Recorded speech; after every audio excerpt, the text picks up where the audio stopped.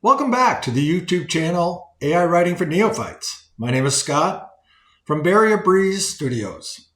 If you've been following along in the series, you know we've been working on writing the first part of a story or the first chapter in a book using our AI tools called Claude and Chatgpt. The first chapter, the first part of the book right now is approximately 3,100 words. And before we go into edit mode, I want to make sure that that chapter is encompassing where this story may go.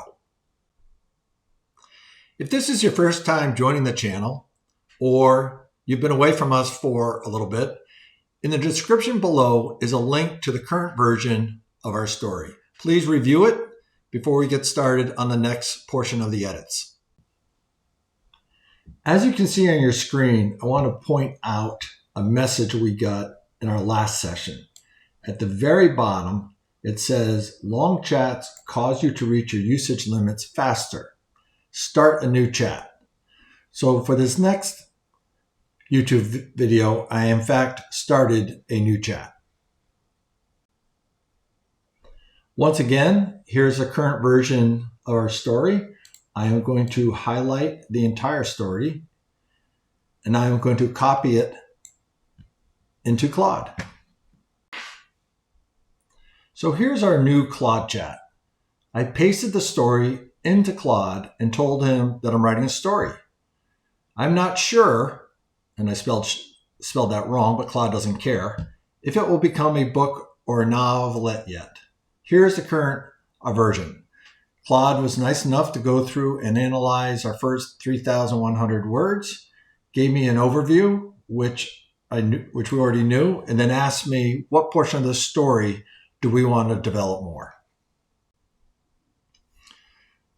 Just reminding you, I'm going through this process.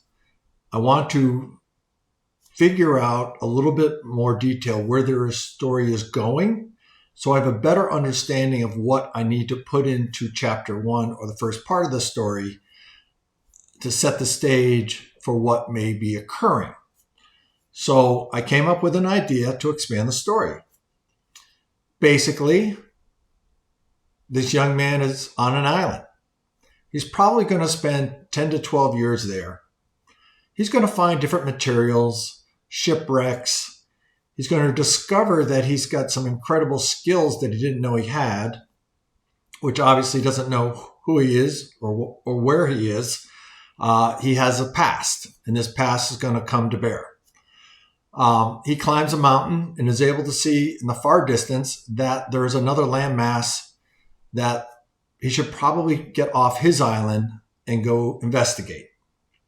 One of the things that he discovers is that after 10 or 12 years, he realizes that he has not aged.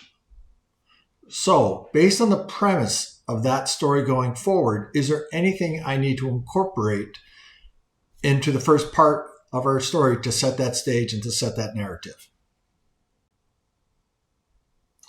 So after asking Claude about this future direction of the story, he came back and said, that is a fascinating concept. Oh, thank you, Claude. The lack of aging adds an intriguing supernatural sci-fi element that could tie into his mysterious origins. I am very excited that Claude likes my idea. Furthermore, Claude came back and crafted out a number of chapters and ideas for me to take the story going forward. And once again, all of this will be in a link, so you can see my input into Claude as well as the output from Claude in a link below. But Claude gave me quite a number of things I need to be thinking about that maybe there's something of importance that I want to add in to the first chapter.